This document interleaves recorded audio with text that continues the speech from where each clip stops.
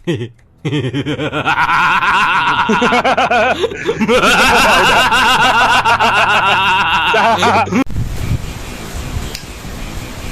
warahmatullahi wabarakatuh.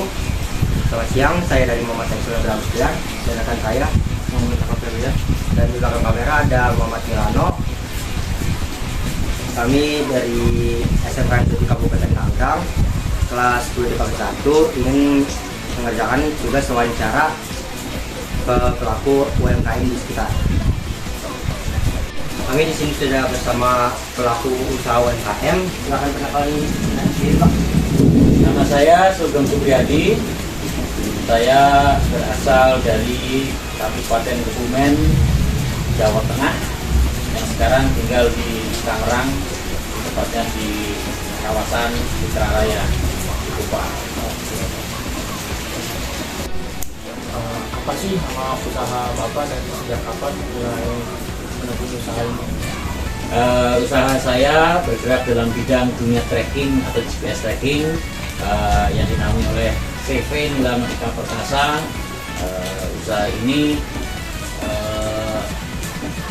memasang GPS ke kendaraan-kendaraan untuk memonitoring di mana keberadaannya, untuk mengetahui suhu kendaraan pada mobil box dan lain-lain, untuk memonitoring bis, kendaraan pribadi dan lain-lain. Usaha ini saya rintis dari tahun 2010 sampai sekarang masih jalan. Lama ya, Pak. Jadi latar belakang usaha yang Bapak sekarang tahun ini Dulu latar belakangnya saya membaca peluang usaha di bidang tracking, karena pada tahun 2010 dunia GPS tracking itu belum seramai sekarang. Kebetulan dengan latar belakang saya di bidang otomotif dan komputer, saya kombinasikan antara teknis dan komputer untuk menjadikan usaha ini berjalan. Akhirnya usaha ini kita rintis dan berjalan sampai sekarang.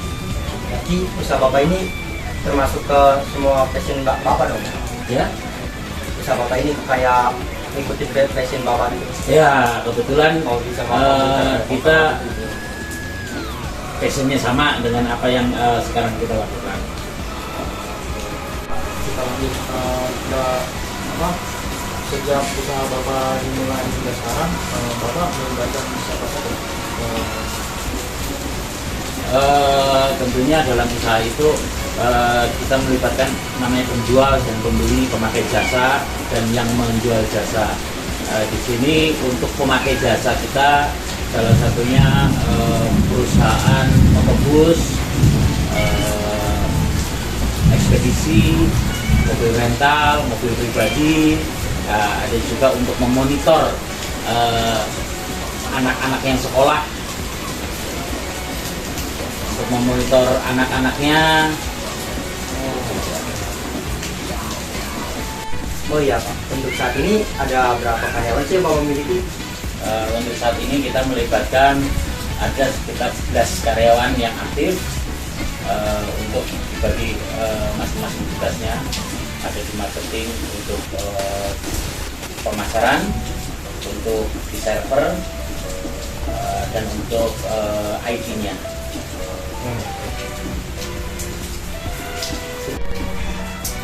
Oke Pak, kalau boleh tahu produk Bapak ini dipasarkan di mana aja? Sebagian besar produk kami pasarkan di wilayah Jabodetabek saja, cuma ada sebagian kita di daerah Palembang, Bangka, Surabaya, Kalimantan Timur. Selama merintis usaha ini, apa sih kendala Bapak yang selama ini Bapak rasakan? Terus bagaimana cara mengatasi? Kalau untuk kendala, berhubung usaha saya ini berhubungan dengan internet dan jaringan-jaringan yang lainnya, tentunya kendala-kendala itu ada yang tidak kita inginkan, itu seperti GSM yang kita pakai seperti dari Telkomsel, ada gangguan dan lain-lain. Seperti juga ada masalah terblokir. Untuk penanganannya ya kita tetap koordinasi saja dengan vendor-vendor yang kita kerjasama tersebut. Apakah Bapak memasang target market? Ya, kalau untuk target market tentunya dalam setiap usaha pasti ada target market. Langsung sampai aja. Oke, kira-kira Bapak masang target penjualan nggak? Tentunya dalam setiap usaha kita punya target mingguan ataupun bulanan. Gitu. Terus bagaimana Bapak mengevaluasinya? Ya seperti tadi, kalau untuk target mingguan ya kita target mingguan. Nah, kita dirapatkan, kita meeting untuk target yang kita capai berdasarkan target-target jangka pendek kita, misalnya untuk mingguan atau untuk bulanan, kita harus mencapai target yang kita tentukan. Pak, pernah nyampe target gak sih Pak? Ya tentunya kalau untuk itu kita memang menargetkan seperti itu. Kita harus surplus target apabila kondisi memungkinkan, karena goalnya itu di situ.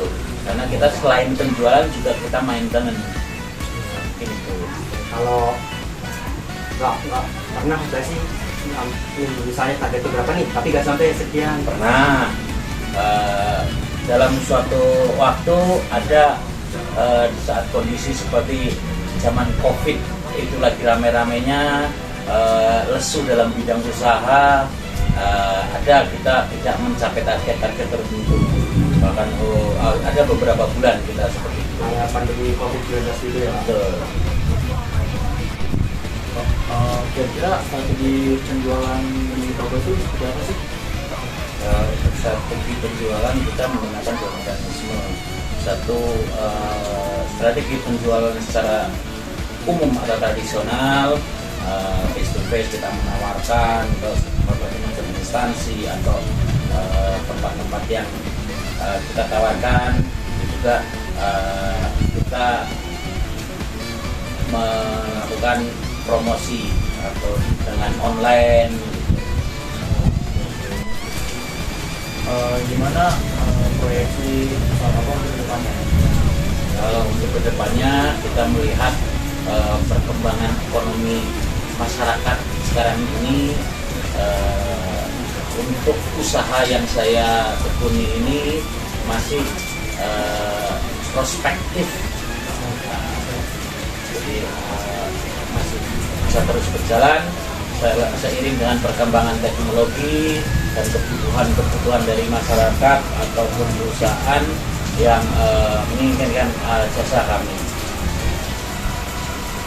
Dalam usaha Bapak, apa Bapak memiliki kompetitor? Tentunya setiap usaha pasti ada kompetitornya. Cara Bapak menghadapi kompetitornya gimana? Cara menghadapi kompetitor, kita punya nilai jual lebih dari usaha yang kita tawarkan. Dan kita punya pasar mana yang akan kita ambil untuk jasa atau produk yang akan kita tawarkan. Kompetitor penting juga untuk dalam berusaha, karena kompetitor adalah sebagai acuan kita untuk menjadi lebih baik, sebagai koreksi diri kita apabila ada kekurangan. Ini saja.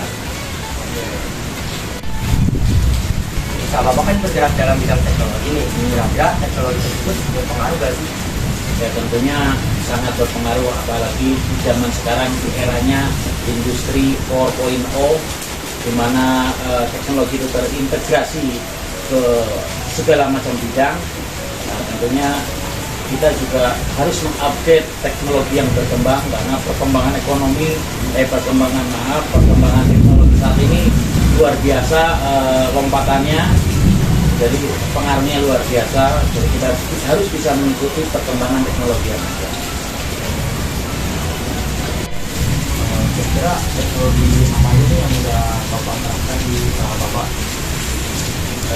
Untuk teknologi, ya kita mengikuti teknologi yang berkembang seperti zaman sekarang teknologi dalam tampilan sekarang untuk Android. Kalau dulu kita tampilan hanya di desktop atau di laptop, nah, kita membuat suatu aplikasi atau Android yang bisa di interface-nya bisa dilihat di handphone. Begitu juga untuk server, kita juga memakai server. Kebetulan kita pakai server di Prancis untuk cloud, karena kita berhubungan dengan peta dari Google, sehingga kita kerjasama dengan Google melalui Google Cloud Platform yang berbayar. Begitu juga dengan marketing, kita memakai jasa marketing untuk online agar marketingnya kita lebih luas. Seperti yang Bapak sampaikan tadi, berarti Bapak tuh tertarik dengan teknologi itu? Ya tentunya, karena pada zaman sekarang untuk marketing online itu lebih skopnya lebih luas. Jadi apalagi sekarang tidak bisa dipisahkan antara gadget online dengan masyarakat Indonesia. Apabila kita hanya menyampaikan marketing tradisional atau manual seperti biasa, pasar kita hanya pasar itu aja. Tapi kalau kita memasarkan dengan online, skupnya lebih luas, nasional. Efektif gak sih Pak tentang marketing online itu? Jadi kalau untuk marketing online selama ini efektif sekali, karena banyak respon dari masyarakat, walaupun tidak berapa persen tidak jadi market kita, setidaknya mereka merespon apa yang kita jual di online. Jadi mereka itu mengerti tentang apa yang kita jual. Sejauh ini Bapak lebih fokusan cara pemasaran online dan tradisional. Untuk pemasaran online atau tradisional masing-masing punya kekurangan dan kelebihan. Jadi kalau untuk online, seperti saya tadi jelaskan, punya lebih luas. Kalau tradisional biasa itu kita bisa door to door atau bisa satu instansi tertentu yang target utamanya itu kita lebih dapat. Tapi kalau untuk online kita ibaratnya itu menyebar tanpa ada target-target utama, karena kita secara general umum kita pasarkan ke siapa aja yang mau membaca gitu ibaratnya kan. Tapi kalau target tradisional atau target manual biasa, marketing biasa, itu kita ada target-target tertentu. Misalnya suatu instansi, kita ada target instansi untuk menawarkan produk kita.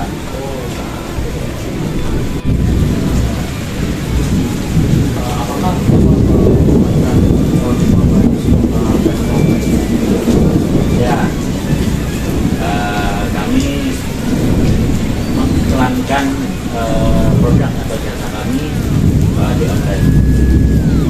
Kira-kira berapa sih biaya promosi untuk produk Bapak ini? Ada, jadi kita ada berapa persen, kita ada target-target tertentu untuk budget pengiklanan kita ada. Tentang periklanan ini berpengaruh nggak terhadap pendapat produk Bapak? Ya, tentunya ada hal positifnya dari pengiklanan online ini. Ada respon positif, sehingga ada penjualan yang lebih bagus dari efek dari iklan online itu. Kalau Bapak masang iklan online ini, kira-kira sebanding nggak sama keuntungan Bapak yang didapatkan?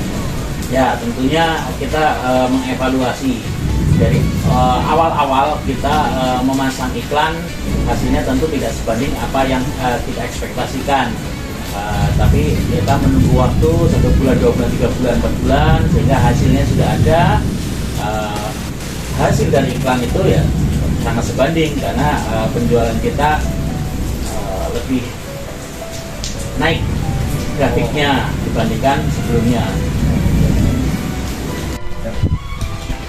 Oke, dari wawancara bersama Pak Sumin tadi, kesimpulan yang bisa kita ambil adalah bahwa teknologi UMKM, teknologi 4.0 sangatlah berpengaruh bagi pengusaha UMKM, mulai dari pemasaran online ataupun penjualan online.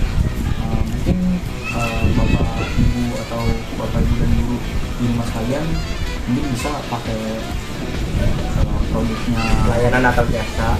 ya, layanan atau jasa Pak Sugeng ini, yaitu GPS tracking, ya bisa Anda pasang di motor ataupun mobil Bapak Ibu mungkin nantinya, atau juga bisa untuk taruh di motor anak Bapak Ibu untuk nge-tracking anaknya biar nggak keluyuran keluar malam-malam ataupun bolos sekolah gitu. Sekian dari saya, Muhammad Ahmad kalian Saya Muhammad Teksul Agustiar. dan kameramen Muhammad Milano Arif Supriyadi. Assalamualaikum warahmatullahi wabarakatuh. Peace out.